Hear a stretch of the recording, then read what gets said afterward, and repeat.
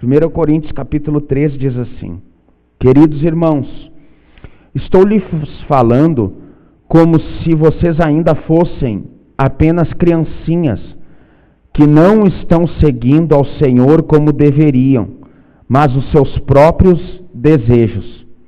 Não posso falar-lhes como falaria a homens fortes, cheios do Espírito Santo. Eu os tenho nutrido com leite e não alimento sólido, pois vocês não podiam digerir nada mais forte. E mesmo agora vocês ainda precisam ser alimentados com leite. Vocês ainda são homens de primeira infância, controlados pelos seus próprios desejos e não pelos de Deus. Quando vocês sentem inveja um dos outros, se dividem em grupos que guerreiam entre si. Isso não é uma prova de que vocês ainda são crianças que só querem fazer a sua própria vontade? Pois se entre vocês há pessoas que dizem, eu sou de Paulo, ou eu sou de Apolo, estão agindo como pessoas mundanas.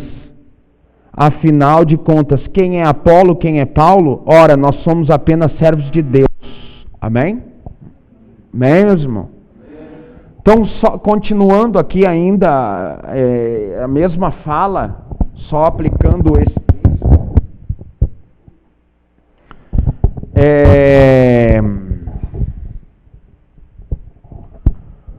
O que acontece? Ele até faz essa aplicação aqui que eu falei. Será que nós dizendo assim, eu prefiro o culto quando é assim, eu prefiro o culto quando era desse jeito, eu prefiro o culto do fulano, eu prefiro a igreja, eu prefiro isso, prefiro aquilo, isso é o que Paulo está dizendo, isso aqui é coisa de mundano, isso aqui é coisa de sentimento carnal, né? Ele traz a palavra aqui, carnais. Deixa eu ver se eu tenho aqui no versículo 1 diz assim: queridos irmãos, estou lhes falando como se vocês ainda fossem apenas criancinhas que não estão seguindo ao Senhor como deveriam, mas os seus próprios desejos. Não posso falar-lhes como falaria a homens fortes cheios do Espírito Santo, né? Ele diz, na versão Almeida, diz assim: e eu, irmãos, não vos pude falar como a espirituais, mas como a carnais, né? Esse é a tradução do grego, é sarkinós, uma coisa assim. E a nossa tradução daí vai bem direto. Os carnais, nessa tradução, humanos.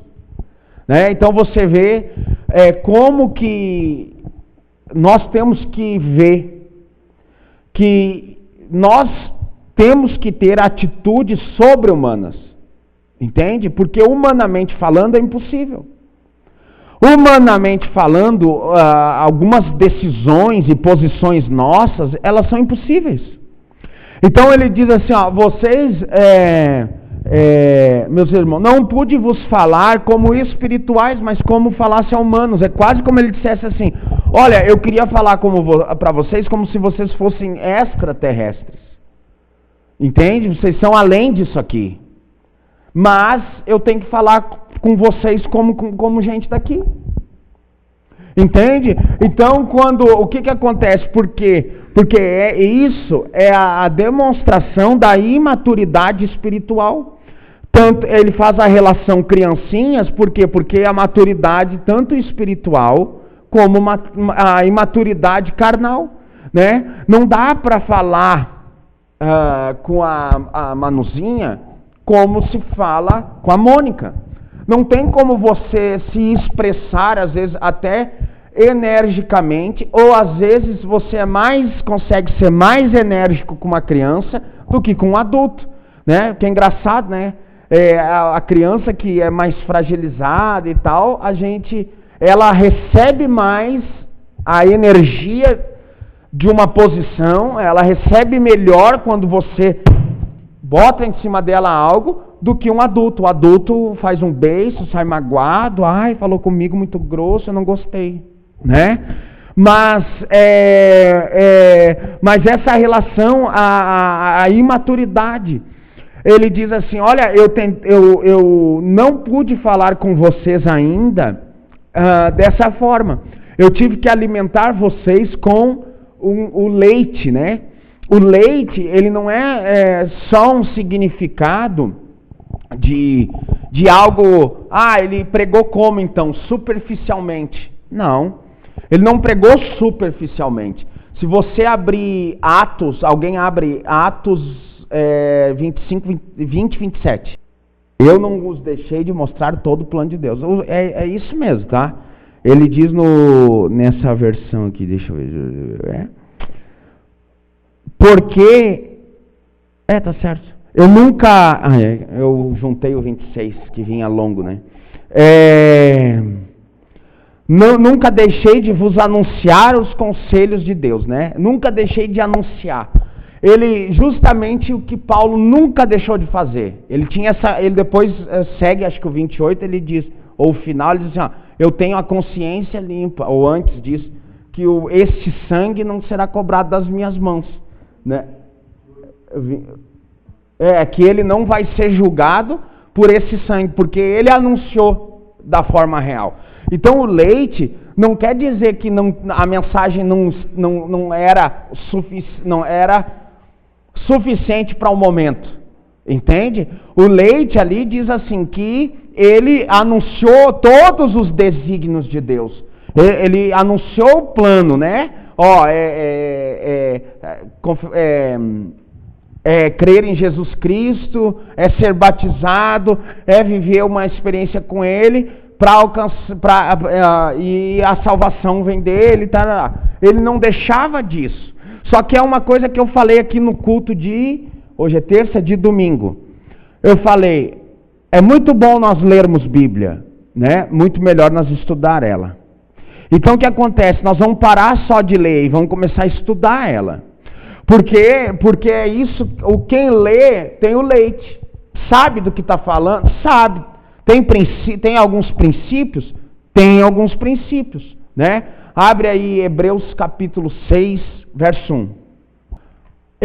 O que ele justamente está aplicando aqui na carta dos Hebreus também. Ele está falando assim, que aquilo que era os fundamentos já foi aplicado. Todo crente aqui entende que Jesus é o Salvador, que em Cristo nós somos mais que vencedores, que Deus nos abençoa, que Deus cuida da gente, que Deus trata da gente, que Deus não sei o quê, né? Todos nós entendemos isso. Isso são os princípios, fundamentos, né? Os fundamentos da palavra, né?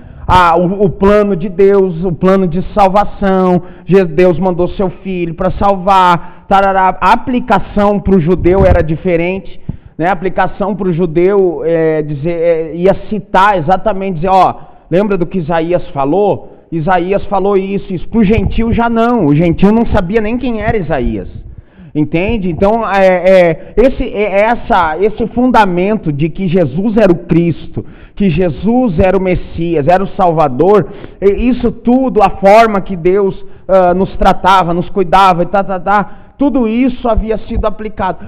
Só que, o que acontece? Era necessário que isso fosse aprofundado. Você pode pensar assim, o que é esse leite? O leite é aquela fase em que Jesus te ama, Jesus te quer, Jesus isso. Não, irmão. Era a aplicação da realidade. Entende? Só que sem profundidade.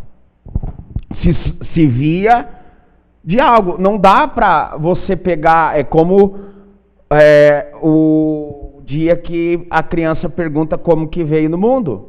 Você não dá uma profundidade, né? Você dá algo superficial. Você não vai no profundo. Entende? Então era mais ou menos assim. Não adianta, nós cristãos mesmo não vamos contar a história da cegonha, né? Tem que contar, né? E tal, e você faz aquele desenho todo, né? Eu não vou explicar aqui porque eu não sei como é que os pais ensinaram os filhos pequenos que estão aí, então de repente vai dar confusão. Mas o que acontece? Você faz de uma maneira superficial. A maneira mais profunda que nós devemos fazer para os nossos filhos e não deixar a escola fazer, ou a rua fazer, ou a internet fazer, né? Porque nós pelo menos vamos ensinar sem o quê? Sem malícia, sem usar de pornografia e tudo mais, né? Então o que acontece? Isso é bom, assim, quando você vê, é bom, por isso que é bom o pai e a mãe acompanhar os estudos do filho. Quando ele vê que já entrou essa parte da biologia, dos membros do corpo, os órgãos, daí ele pode começar a ensinar, né? Porque daí o filho já está sabendo o que é, o menino tem aquilo, piriri, pororó, né? Então o pai já pode aproveitar essa oportunidade, e o pai e a mãe, por mais difícil que seja, né? Que deve ser difícil, né? Mas explicar. Né? Então o que acontece? Era superficial. Essa profundidade Paulo não queria. Por exemplo, aqui, irmãos, eu já falei coisas aqui que são profundas. Talvez, se tem um novo convertido, é perigoso da gente falar. Entendeu?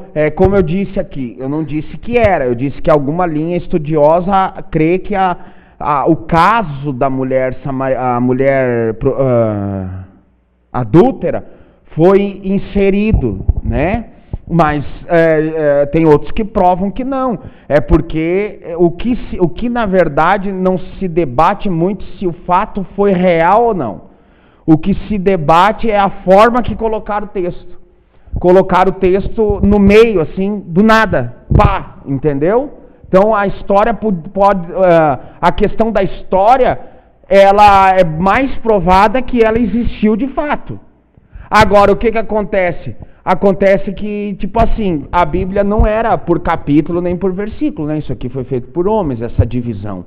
Então, o que acontece? Alguém foi lá e colocou essa parte meio que ficou meio deslocada. Porque Jesus vem um capítulo, uma narrativa, depois para e depois entra Jesus fazendo uma coisa. Nada a ver, entendeu? Tipo, ficou a história meio perdida. Então, por isso que alguns fazem isso. Mas você já pensou que nó que dá na cabeça? Ou quando eu falei sobre alguns que acreditam que você pode viver na igreja a vida inteira e só vai saber que vai ser salvo no dia do juízo, né? Isso existe linha teológica que eu não lembro agora o nome, graça evanescente. Eles acreditam tu tá aqui na igreja, mas você só vai saber mesmo no dia do juízo. Aí eu digo para você, se a Bíblia diz que só consegue permanecer aqueles que o Espírito Santo quer, o que ele está fazendo nós de bobo aqui dentro? Entendeu? Né? Então, se só consegue permanecer em Cristo aqueles que o Espírito Santo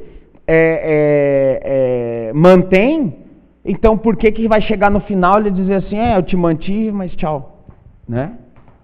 Mas são linhas teológicas, entende? O estudar também é difícil, se você vai entrando por aí, daqui a pouco, se eu falar que tem muita gente que acha que sabe, mas vamos falar assim, ó, o que você acha que você é? Você é pelagiano, semi-pelagiano, arminiano clássico, calvinista, o que você é, né? Você segue a linha dos puritanos, você não sabe.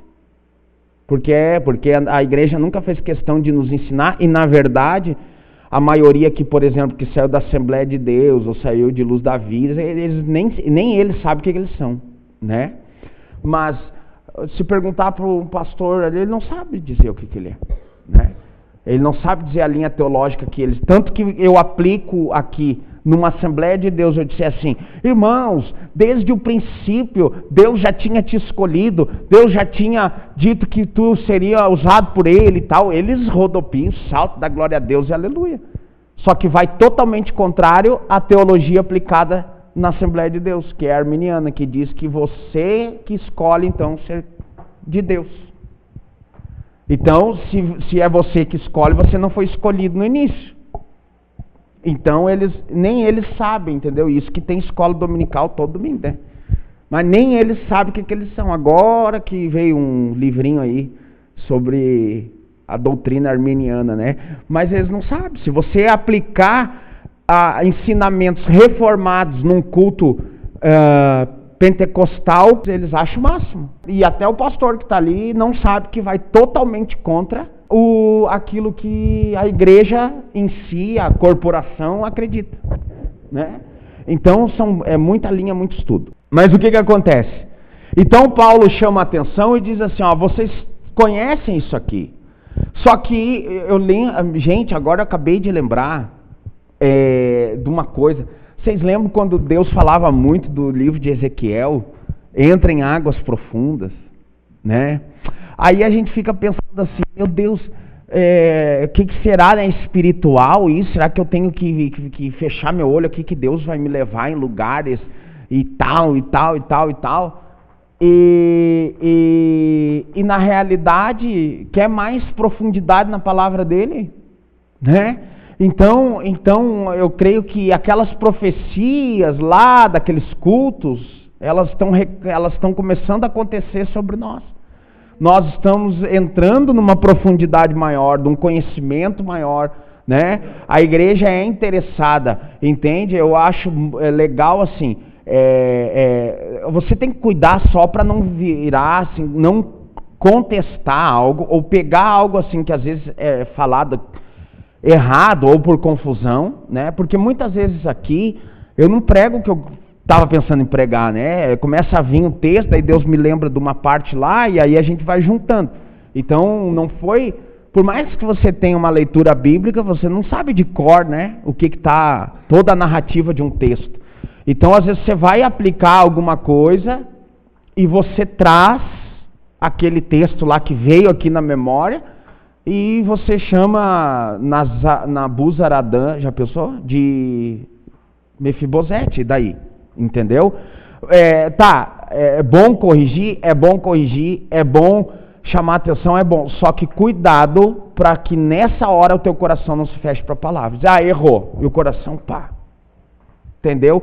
Tem que ter cuidado. Quem tem senso crítico corre esse risco muito grande de pegar uma vírgula e fazer dela um ponto e dizer ponto. Aqui, para mim, a pregação não prestou mais, né? Eu ouvi uma frase de uma pessoa que veio aqui um dia e falou em outro lugar, disse assim, ele estava indo tão bem até que ele começou a falar sobre essas coisas.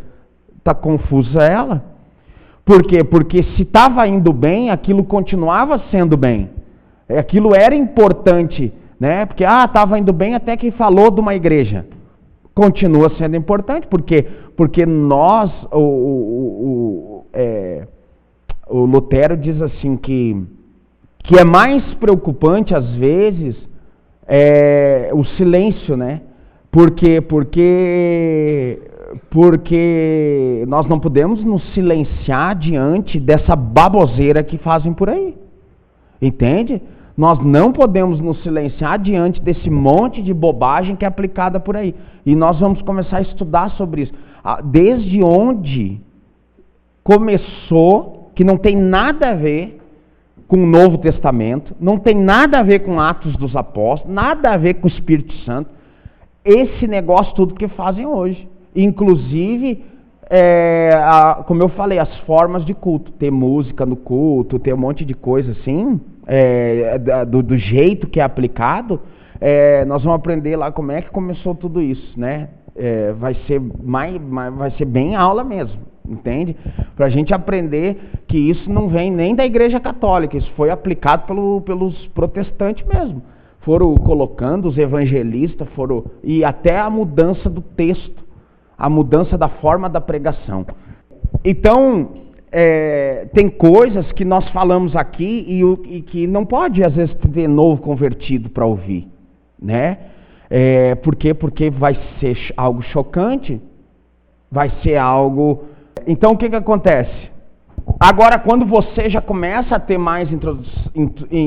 você começa a introduzir mais na Bíblia, mais na palavra, e como eu disse aqui, é importante que todos venham, e é importante que você faça isso, às vezes, durante o culto também. Você pode participar, né? Porque o culto não é meu, entende? Mas você não interrompa, porque a Bíblia diz que tem que ter ordem e decência. Enquanto um fala, o outro fica quieto, né?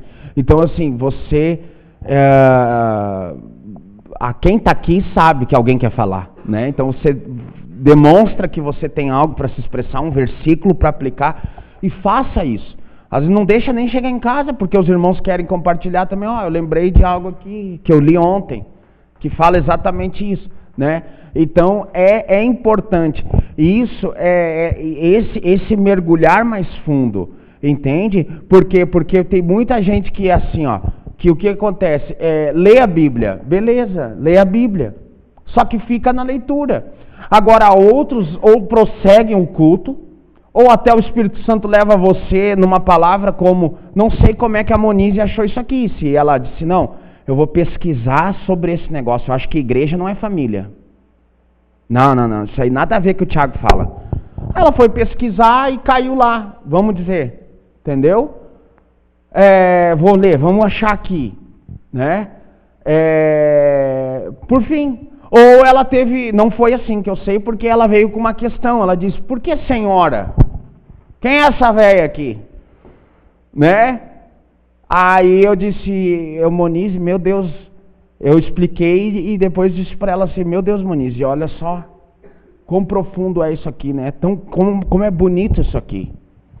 Porque olha a forma que João trata. Ele não escreve uma carta à igreja, né? Ele põe uma carta à Senhora, né? Então, isso é importante, essa profundidade, começar a acessar coisas mais profundas para aprender coisas mais profundas, né?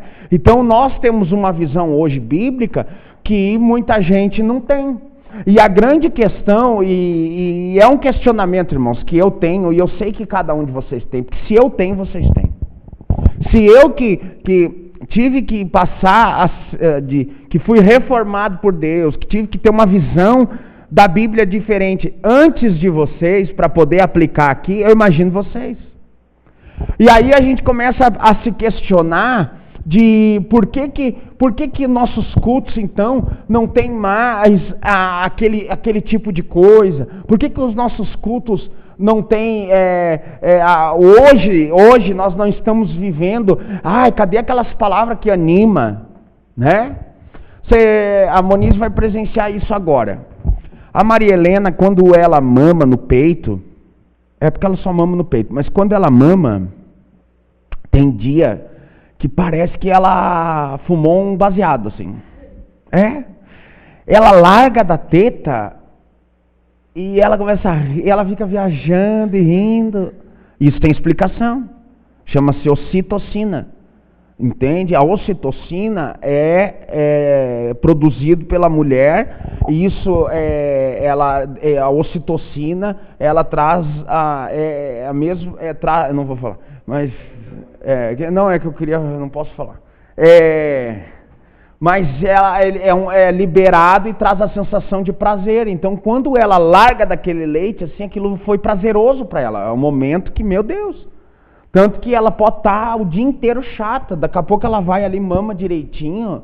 Pronto, sai brincando, sai rindo, né? E isso é resultado da ocitocina. Depois você pode pesquisar no Google, ocitocina, né? E você já a Rosi, né, ensinou lá, né? E aí o que acontece? Isso é prazeroso. Só que hoje você come, você se alimenta. O Tiaguinho, que tem 2 anos e meio, quando ele come, ele tem essa mesma reação. Talvez tu nunca notou que ele tinha essa reação, né? Mas tá bom. Não, mas essa reação assim, isso não é uma reação química, entendeu? Claro que o chocolate também dá reação química, principalmente nas irmãs que estão naqueles dias, né? Mas não tem mais aquela reação. Não sai rindo sozinho, com aquela coisa prazerosa, né? Se ele faz isso, então tem que cortar porque ele está viciado. É verdade, porque daí já é questão de vício. O corpo dele está reagindo como se reagisse a algo químico, entendeu? É perigoso, né? Principalmente, eu botei um artigo lá sobre cuidado com base de troca com criança. Ensina a criança com base de troca, daqui a pouco alguém vai trocar outra coisa com ela. Né? Vem cá, meu filhinho, faz isso aqui no tio e o tio te dá um negocinho, né? Então, base de troca com criança é a mesma coisa que já está introduzindo nela o sentimento de prostituição, entendeu? Então, ela vai crescer com esse sentimento já. Aí depois diz que é demônio. Não é demônio não, é o pai e a mãe que ensinaram a prostituição desde pequeno. Ó, filho, faz isso que eu te dou aquilo, entendeu? E aí vai se tornar uma pessoa prostituta. Não, nós já aprendemos aqui que prostituta não precisa necessariamente vender o corpo, né? Mas tudo que ela fizer por alguém, ela acha que tem que receber algo em troca, e tudo que fizerem por ela, ela acha que tem que dar algo em troca, né? Esse é sentimento de prostituição. Então, o que acontece? Essa reação do leite, você não tem mais. Dizem que o único que chega próximo é aquela que é quinoa.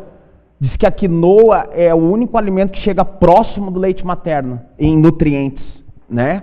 Mas você depois não tem mais, só numa outra situação lá que se chega perto, mas não é como a do leite, né? E o que acontece?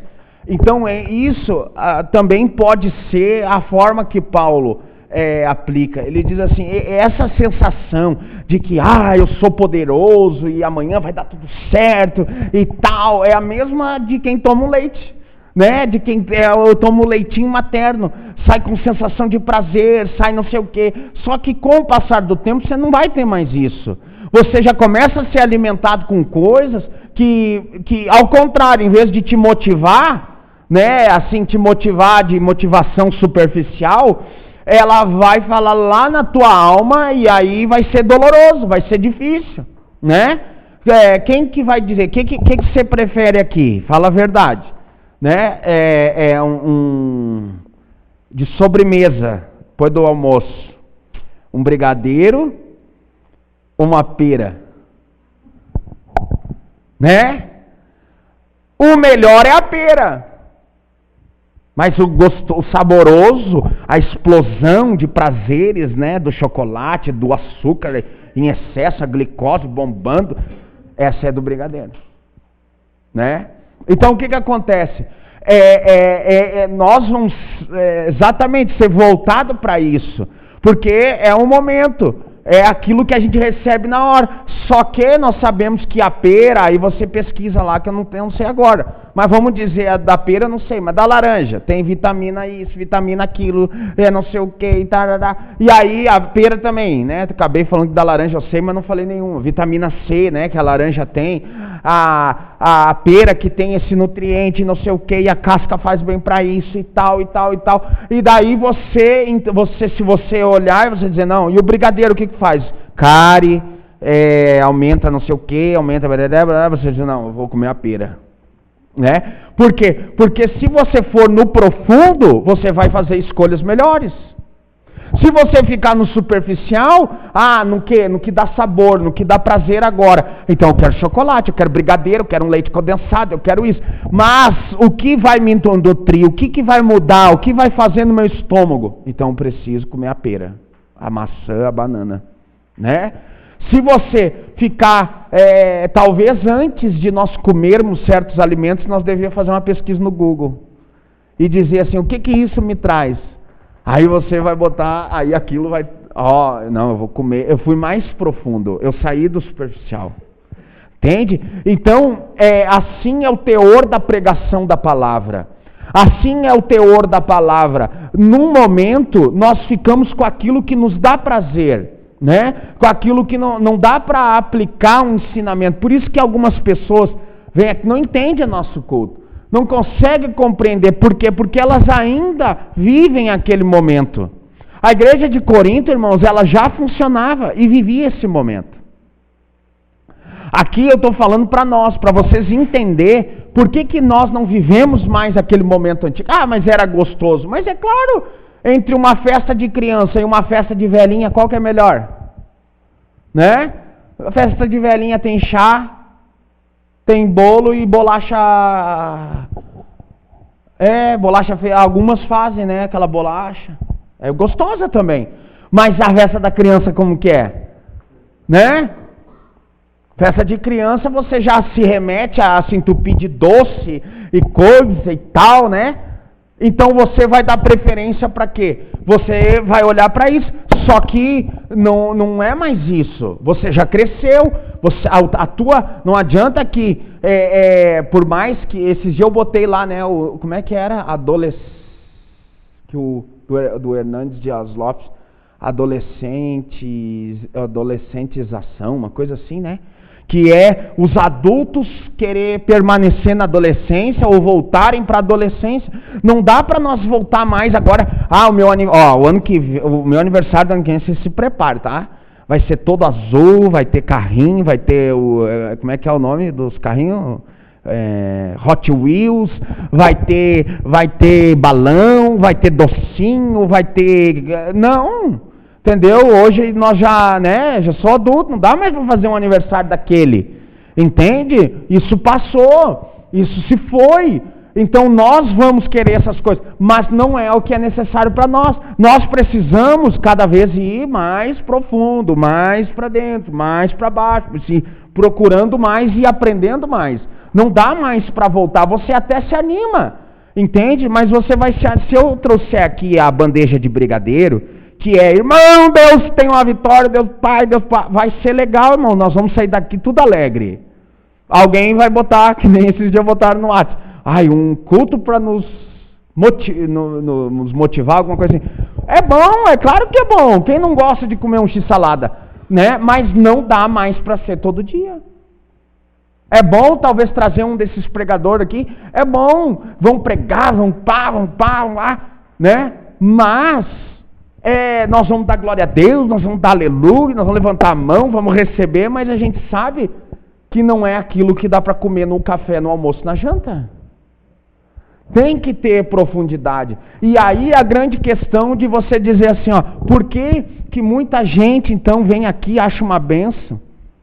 É umas coisas idiotas, né? Teve um casal que veio aqui esses dias e Deus falou profundamente, né? Mas a moça disse que ele gostou, ele já queria se mudar, não sei o quê. Aí a moça disse que não, porque ela viu que as meninas tudo usam saia. Porque ela não olhou para a Vanessa, né? Mas, entendeu? Você vê como é uma coisa mesquinha, uma coisa muito pequena. Entende? Só que na verdade ali tem muita coisa, né? E Deus ia mexer ali, ia dar trabalho. Mas o que acontece? As pessoas estão ligadas muito a isso. Ninguém quer, entendeu, ser adulto. Quem quer ser adulto? Né? Quem que quer amadurecer? Quem que quer encarar as responsabilidades de ser adulto? Todo mundo aqui... Quantos anos tu tem? Tu tem 15? O teu sonho é fazer 18, não é? Fala real. O teu, né, Felipe? O sonho é fazer 18. Tá bom, mas vocês querem assumir as responsabilidades de quem faz 18? Porque agora tudo que vocês fazem não dá nada. Mas quando vocês tiverem que assumir a responsabilidade de quem faz, ninguém quer amadurecer. É por isso que a geração de agora é barba na cara, mas controle do videogame na mão. Entendeu? Eles querem botar um símbolo de masculinidade, mas não largaram os videogames ainda. Entende? Não largaram a palhaçada ainda, não largaram a brincadeira ainda. Então não resolveu nada.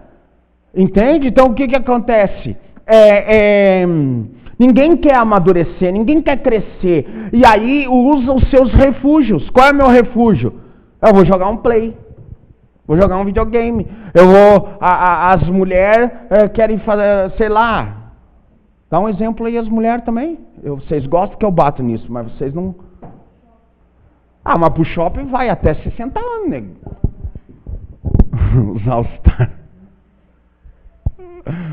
Um dia eu olhei pra Ruth, comecei a rir, né? Ela com All-Star, achei tão engraçado, mas eu esqueci que ela tinha 16 anos na época, né? Eu disse, tá bom, Ruth, me desculpa, eu esqueci que tu tinha 16 anos, né? Mas as mulheres, vamos dizer assim, as mulheres fazem isso mais do que os homens. Elas tentam se vestir como meninas, elas tentam falar como meninas, elas não conseguem, né? Então elas vão regredindo, vão voltando, vão tendo atitudes infantis. Então o que acontece? Isso é refúgio, isso é campo de espaço, eles querem, não, eu vou me refugiar nisso aqui, eu não quero ser adulto, entende? Eu não quero assumir as minhas responsabilidades, né? Eu prefiro terceirizar as culpas, as responsabilidades e me refugiar aqui onde eu posso ser criança novamente, né? Irmãos, eu não sou contra jogar, eu sou contra ficar o tempo inteiro jogando. Eu sou contra, por exemplo, eu às vezes estou ali, hoje a Maria, eu estava lendo um livro, e ela pensa, né? Ia por cima de mim, puxava o tablet da minha mão, e tal, porque ela queria o momento meu com ela. E tem pai que diz, ó, agora eu já te ensinei, não, pior é que diz assim, ó, eu já te ensinei que quando eu estou aqui é o meu momento.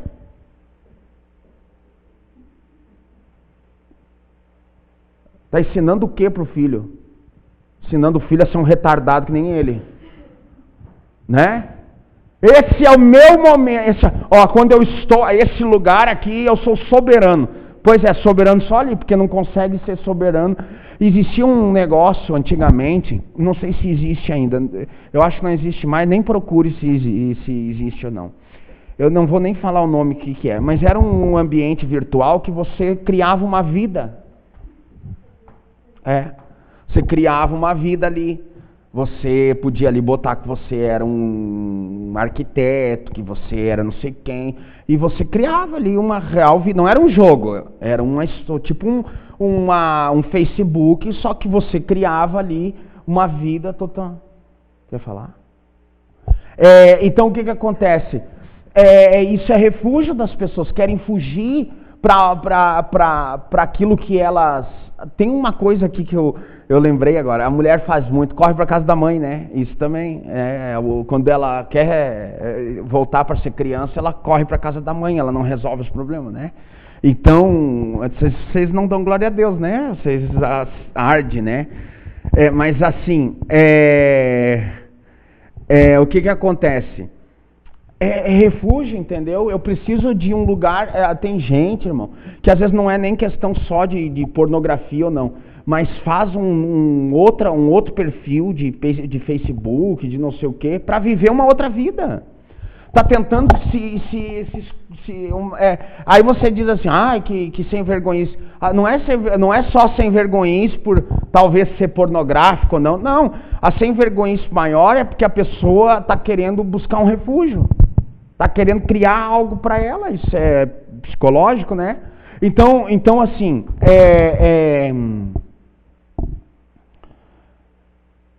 o ser humano, ele sempre vai querer achar uma fuga, né?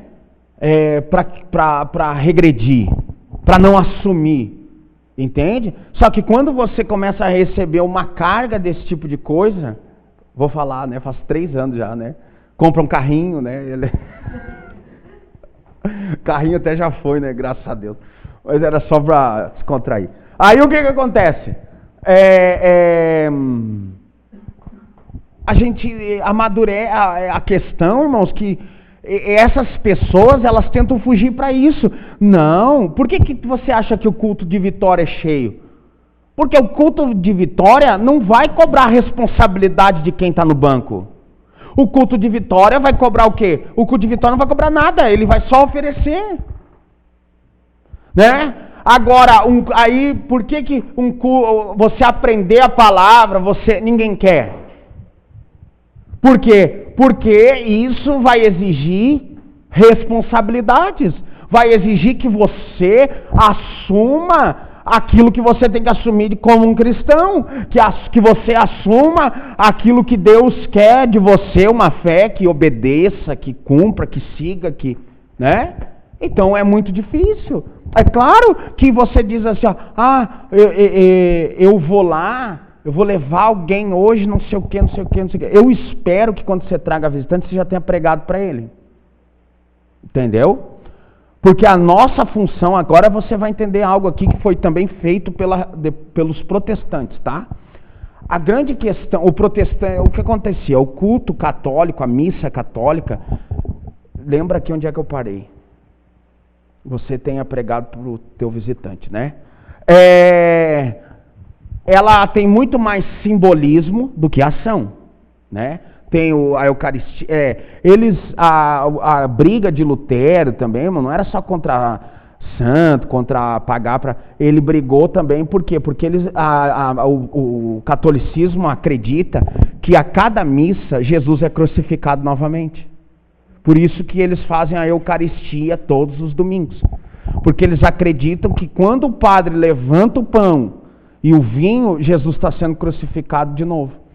E aí o que acontece? Ela é toda por simbolismos, né? Tem um incenso, tem isso, o outro toca um negocinho lá, tem, aí o outro repete, parará. E o culto protestante, ele botou a palavra de Deus como princípio do culto, como o alicerce do culto, né? Aí o que acontece? Com os anos, era a pregação da Bíblia como é aqui, tá? Sobre aquilo que nós vivemos. Com o passar dos anos, com os movimentos evangelísticos, com os movimentos revivalistas, de dizer que estavam reavivando, o que acontece? Eles introduziram a pregação, vamos dizer assim, evangelística, que é essa culto da vitória de hoje, entendeu? Deus vai isso, Deus vai mudar, Deus vai fazer, Deus não sei o que, Jesus tem um plano na tua vida, e tal, e tal, e tal. Aí eles introduziram esse tipo de mensagem. Só que essa mensagem, ela pode funcionar. Ela não deixa, às vezes, dependendo daquilo que você prega, de ter teor bíblico, e não deixa de ser bíblica. Só que ela não é para dentro da igreja. Ela é para fora da igreja. Ela é evangelística. E aí que foi o erro. Trouxeram isso para dentro da igreja. O que a igreja faz?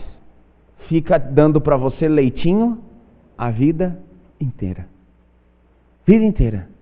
Leite, leite, leite, leite, leite, leite, leite. Por quê? Porque o foco principal do culto não era mais a palavra para mudar as pessoas, era ganhar almas, né? Entre aspas, né? Ganhar almas. Então, para ganhar almas, não podemos falar de problemas.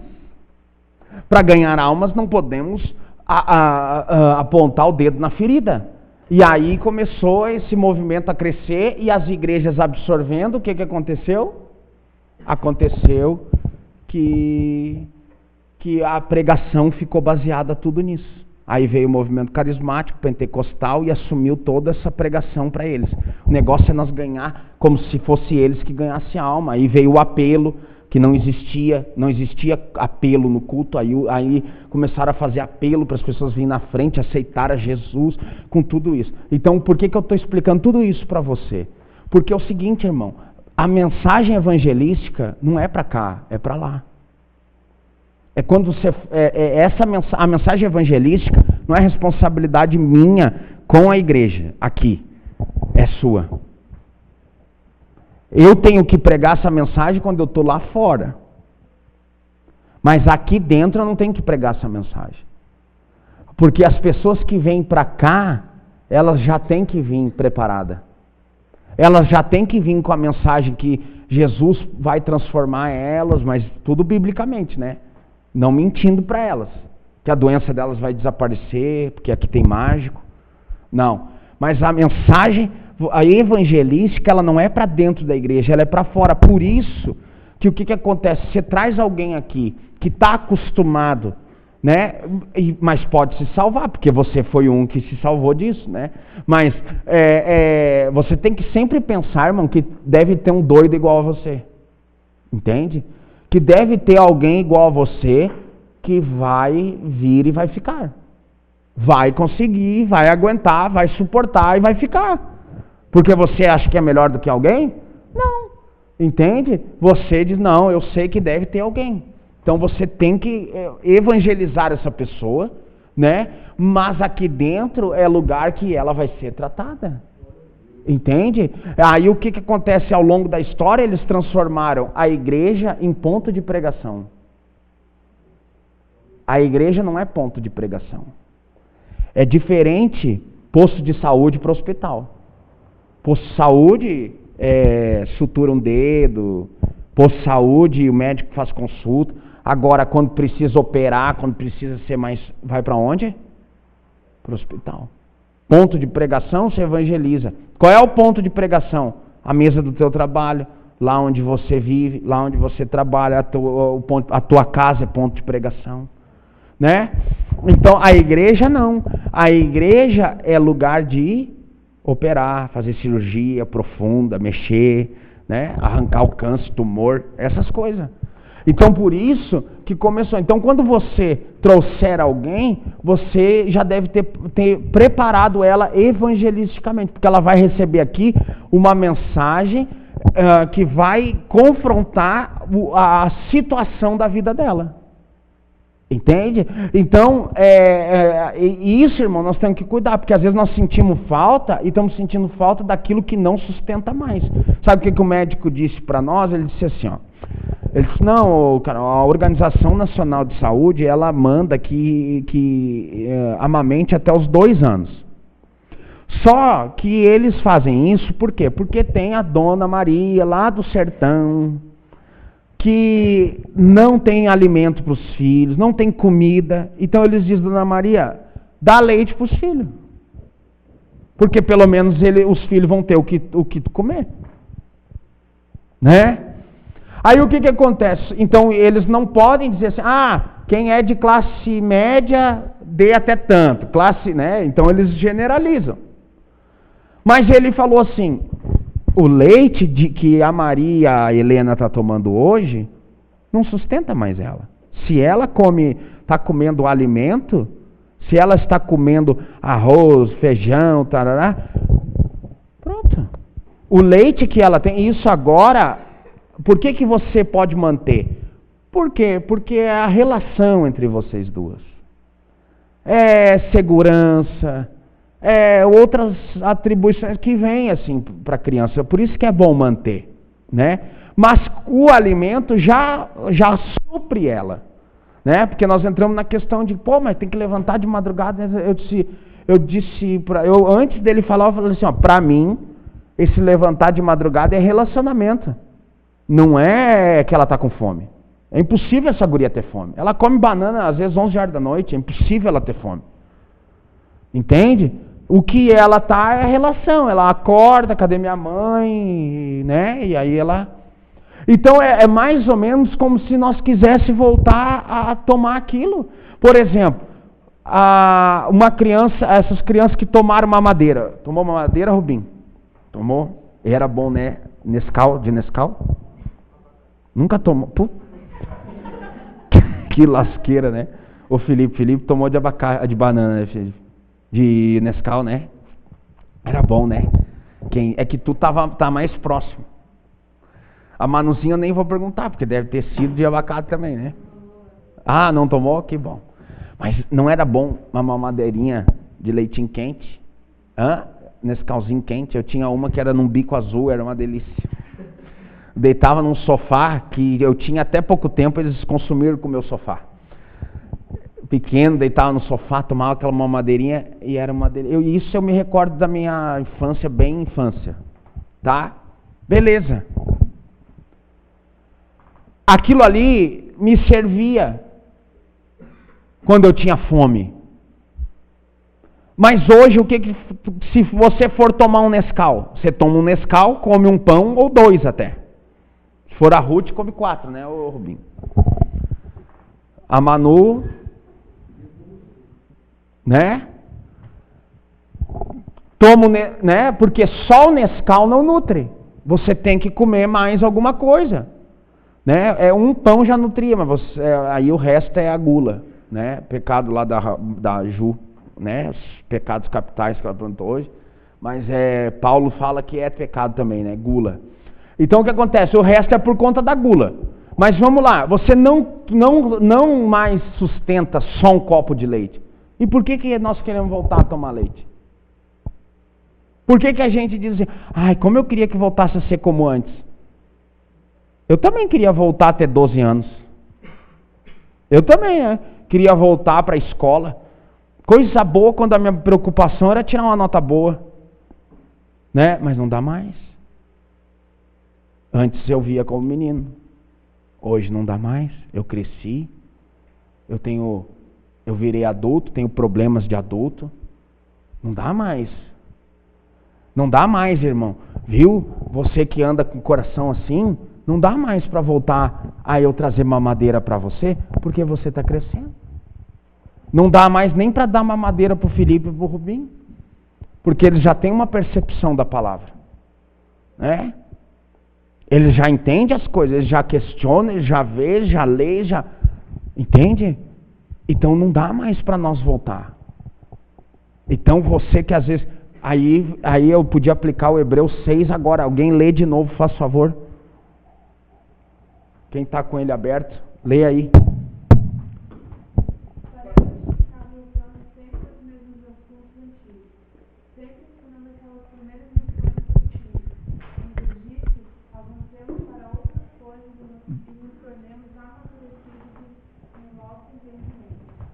Entendeu? Então é isso, às vezes a gente quer voltar e não dá. Lembra do Salmo? É interessante aqui, vai entrar o Salmo. O Salmo que foi lido, o Salmo dizia o quê? Senhor, meu coração... O meu coração é humilde diante de Ti, né? E tal, e tal, e tal. Agora, uma coisa que acontece assim, ó. Essas pessoas, elas se dizem maduras na fé, elas dizem que conhecem Deus, que sabem de Deus, elas aplicam isso na vida dos outros muito bem. Mas quando elas vão receber algo que um maduro precisa ouvir, elas não querem, elas dizem, não, isso aí vai esvaziar a igreja, isso aí ninguém vai querer ouvir. Aí o que elas fazem? Elas querem se alimentar de leite. Irmão, dá para alguém que se alimenta de leite querer servir feijoada? Não dá, né? Não tem como. Então, esse é o grande problema, a soberba, a falta de humildade, o orgulho, porque tem anos na igreja, porque tem muito tempo de fé, porque não sei o quê. Só que, na verdade, eles preferem sempre viver tomando leitinho. Eu quero aquele culto que o pregador... né? E isso foi introduzido também na igreja, sabia?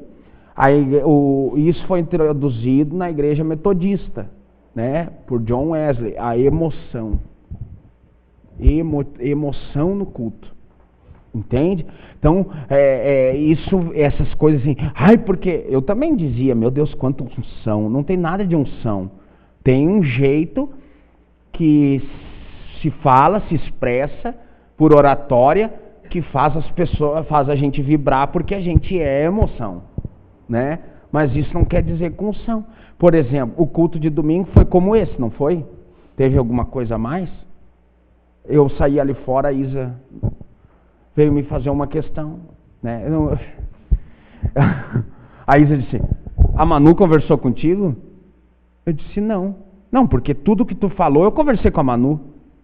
Então teve unção, não teve? Não teve o Espírito Santo nele? Precisou alguém berrar, gritar e trazer aquela oratória ofegante e coisa? Não. O Espírito Santo estava falando na igreja como está hoje. Entende? Então, nós confundimos, né, unção com emoção. Nós confundimos aquela vibração com, meu Deus, Deus desceu na terra. Eu acho que Deus desceu muito mais na terra hoje do que em muitos congressos aí que a gente foi. E que a gente chorava e tudo mais. Entendeu? Então, irmãos, precisamos ter essa vista. Né? Hoje nós podemos servir leitinho. É necessário. Mas nós não podemos mais tomar dele porque ele não nos mantém mais, não nos sustenta. Então, isso é uma resposta, talvez, para alguém que diz assim, como eu queria. Então você vai ter que ir num lugar que sirva leitinho, porque aqui a gente não serve mais, né? Aqui agora quem serve o leite é você lá fora. Né? Essa é a visão de igreja. Sabe o que diz assim, ó, que a igreja perdeu a eclésia. A eclésia do grego é a comunidade. Quando se introduziu esse tipo de mensagem, esse reteté, esse negócio de salvação no individual e tal, e não sei o quê, perdeu-se a eclésia. Tirou a eclésia da igreja e entrou esse evangelismo. Por isso que nós temos dificuldades de viver a eclésia. Quer saber a tradução da eclésia? Unidade, comunidade. Eclésia, E2KLESA. Perdeu-se a noção da eclésia, a noção da igreja família, da igreja junto, da igreja andando, da igreja caminhando, da igreja de mão dada, para ganhar o individualismo, cada um por si. Entende?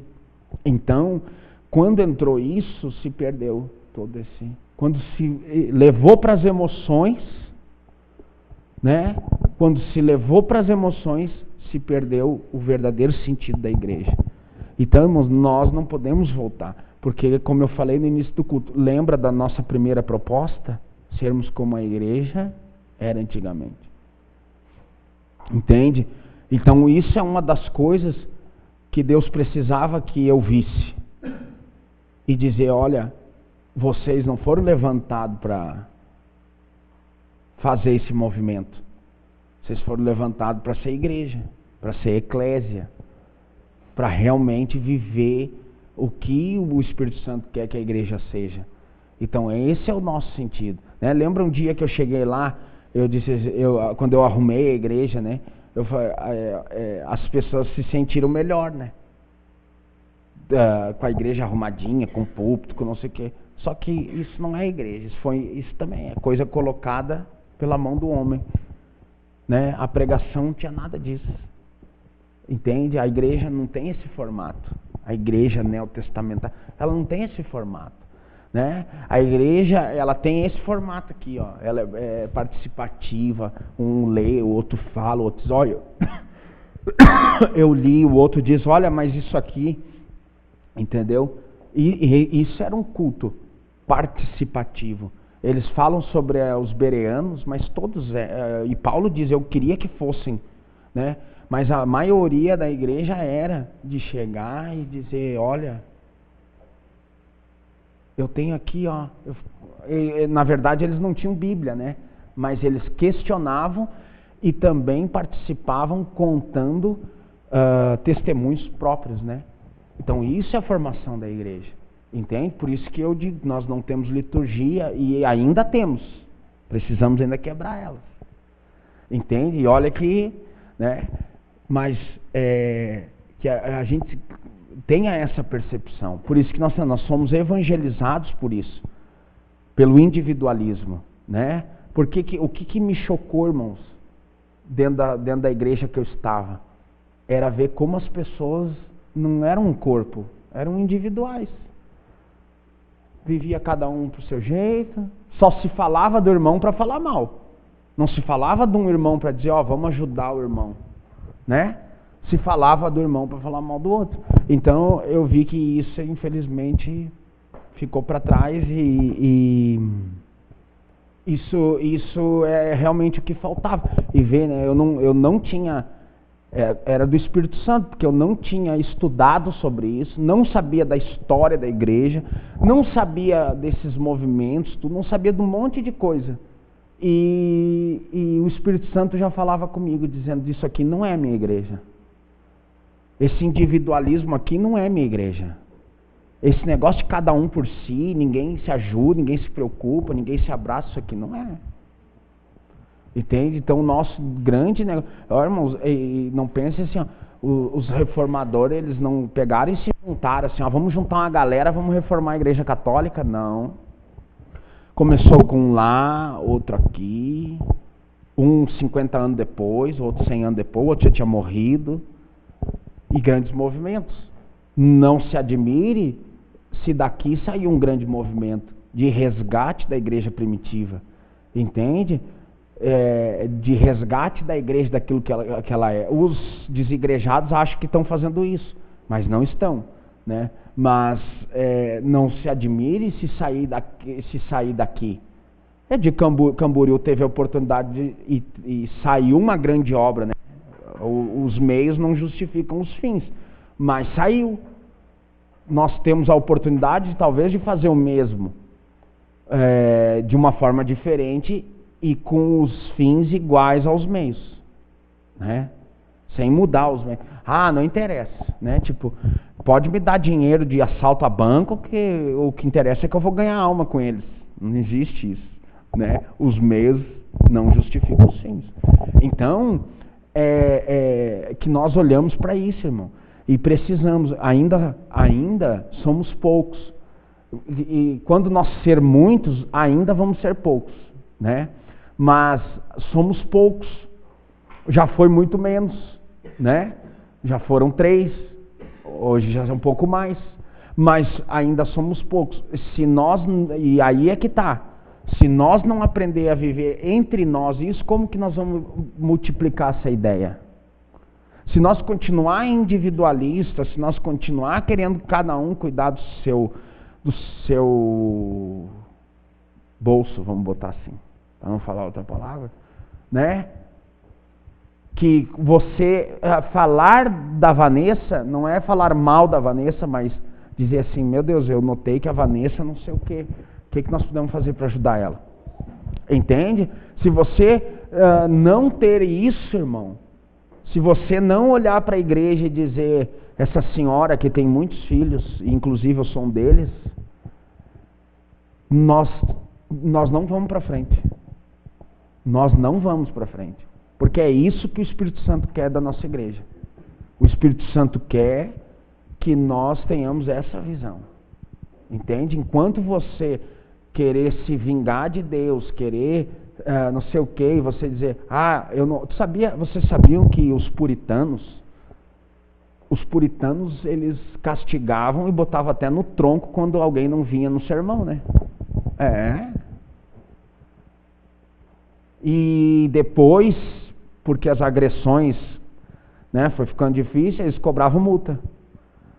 Quando não vinha no culto, quando não vinha para ouvir o sermão, alguém cobrava uma multa. Entende? De tão importante que era a pregação da palavra para eles. Entendeu? De tão... porque é o que eu digo, irmão, é uma sequência. Entende?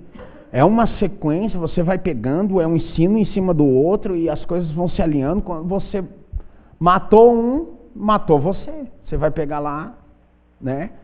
Aí eu começo a citar aqui o culto passado. Você fica que nem uma tartaruga de cabeça para baixo, né? Entendeu? Então, isso é importante. Você dizer assim, não, esse é o momento que eu vou ter com a minha família. Lá na casa da senhora, né? Eu vou ter com a minha família. É um momento familiar meu, é um momento de comunhão. É um momento de participação, um momento de estar juntos. Por isso que eu nunca quis uma igreja, né, com altares, até porque é justamente um dos princípios da reforma. Se desfez do altar para ter um púlpito. Porque não existe altar mais. Ninguém mais sacrifica. Por que na igreja católica é altar? Porque toda missa eles acreditam que sacrificam Jesus novamente. Nós não temos altar. Nosso Cristo já foi crucificado e já ressuscitou. Então o que acontece? Mas nós temos que olhar para esse momento.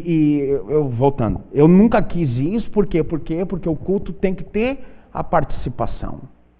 Tem que ser assim, né? Porque lá, assim como dá um ar de superioridade, pode dar para quem está aqui, por isso que tanta gente cobiça um microfone e um púlpito, para quem está lá embaixo também dá um ar para cobrar mais, né? Entende? E por aí vai. Agora, quando é feito assim, com naturalidade, né, irmão, sem essas, né, sem falando assim e sem, entendeu? Sem formalidade, né? Por isso que As pessoas não entendem nada, irmão. Por quê? Porque eles estão acostumados a um pastor ser o bonitão, o gostosão, o crentão, o santão, chegar ali, pegar o microfone, saudar com a paz do Senhor, e que o eterno soberano Deus, e magnífico, magnânimo, parará. Aí chega aqui, vê um cara assim, vê o outro, vem aqui, mano, pega aqui o microfone, fala aí, não sei o quê. Eles acham, não, isso aqui é um antro do Satanás. Só que isso é mais próximo da verdadeira igreja. Entende? Isso é o mais próximo. Por quê? Porque foi justamente, Jesus nunca fez essa divisão. Ele subia numa pedra para poder enxergar o fundo, mas não porque ele queria dizer assim, estou numa posição superior. Né? Ele subia porque a voz vai mais longe. Entende? Só que eles não. Meu Deus do céu, eu aprendi que o altar era santo. Eu aprendi que o microfone da igreja era santo. Meu Deus! Entendeu? Tocar nisso aqui era como usar, tocou na arca. Se tocasse errado, morria. Eu aprendi assim, irmão. Eles não falam isso. O altar é santo. Não é, irmão. Não, o altar que era santo já foi santificado. Inclusive, ele foi quebrado, porque não tem mais sacrifício. A única coisa que tem aqui é um lugarzinho mais alto, né? Que aqui nem tem necessidade. A gente fez porque está incrustado, né? Mas para quem está lá no fundo, enxergar melhor quem está aqui na frente hoje, porque com o microfone não precisa falar mais alto. Aqui não precisa nem de microfone para pregar, né? Mas, entendeu? Então, isso é tudo atribuição humana, tudo coisa de homem, tudo não sei o quê. Irmãos, nós precisamos nos libertar. Nós precisamos prestar culto ao Senhor. Nós não prestamos culto a Deus. A verdade é essa. Entendeu? Eu venho aqui, eu prego, você ouve e você vai para casa. Isso não é prestar culto ao Senhor. Mas então nós vamos cantar? Também não é prestar culto ao Senhor. Você repetir aquilo que está escrito ali no hino da harpa, isso também não é prestar culto, né? Então nós temos que participar do culto mesmo, entende? Eu fico ali atrás ouvindo, né? A Vivi parece uma doida cantando aqui na hora que, mas está participando, está fazendo culto, está fazendo um culto, entendeu? Aí você vê ali, né? O outro ali, não sei o que, está fazendo um culto. Entende? Então é preciso ter verdadeiramente um culto. É preciso fazer um culto a Deus. E nós vamos resgatando isso, né, ao longo do tempo, com paciência, mas precisamos. Porque, para encerrar, a proposta inicial era que a igreja fosse resgatada, né? Então nós precisamos resgatar a igreja. Vamos aprender enquanto somos poucos, irmão. E, na verdade, só vamos ser muitos o dia que a gente aprender de verdade. O dia que a gente deixar de ser individual. O dia que eu dizer não, entendeu? O pastor, ele é mais difícil, porque ele vem por causa da igreja. Mas a igreja não vem por causa dele, né? Mas ele vem por causa da igreja. Entende? Mas que todos devemos ter esse sentimento. Não, eu vou por causa da igreja. Hoje eu estou cansado. Hoje eu estou estressado. Mas eu vou por causa da igreja. Porque isso é acima. Esse é um momento. É um momento, irmão. Desculpa, tá? Desculpa da carne, não do espírito, tá? Mas quem falta culto, irmão, sem um motivo extremo, é porque realmente não ainda, e até porque a gente vai viver esse momento. É porque não entendeu mesmo, entendeu? Assim, isso é um momento, meu Deus, é o momento que eu vou cultuar a Deus. E vou cultuar a Deus como igreja. Mas a igreja sou eu. Não, você é templo. Morada do Espírito Santo. Não tem nada a ver com igreja. Templo não tem nada a ver com igreja. Isso aqui pode ser um templo, mas não é igreja. Né? Igreja é esse conjunto. Igreja somos nós. Só tem igreja quando começa a subir de 2. Entende? Aí a igreja está formada. Isso é igreja. Então, assim, ó, irmão, não tem. Quando você entende isso, você diz, não, eu não posso, porque hoje é um dia. Hoje é o dia. É o dia. Mas que dia, rapaz? É o dia de eu cultuar a Deus. E aí as coisas todas vão mudando. Então, irmãos, valorize, porque você não toma, porque na verdade não é nem valorize. Perceba que voltar a tomar mamadeira não vai te sustentar mais. Hoje, o copo de leitinho com Nescau é complemento da tua refeição. Não é uma refeição, né? Então, ele complementa você, mas não é o principal. Então, perceba isso para a tua vida. Não queira, Hebreus 6, não queira voltar atrás. Você já progrediu, você já cresceu, você já evoluiu, né? O Albino estava fazendo faculdade. Vou botar ele de volta na terceira série? Não dá. Né? Vai fazer o que lá? Pior é que se fizer uma prova, erra tudo ainda, né? O que é verdade, nunca, eu mesmo se... Entendeu? Mas vai fazer o que lá? Não tem mais o que fazer lá. Você não tem mais o que fazer tomando leite. Não presta mais para você e você não presta mais para aquilo. Entende? Você hoje cresceu. Você evoluiu.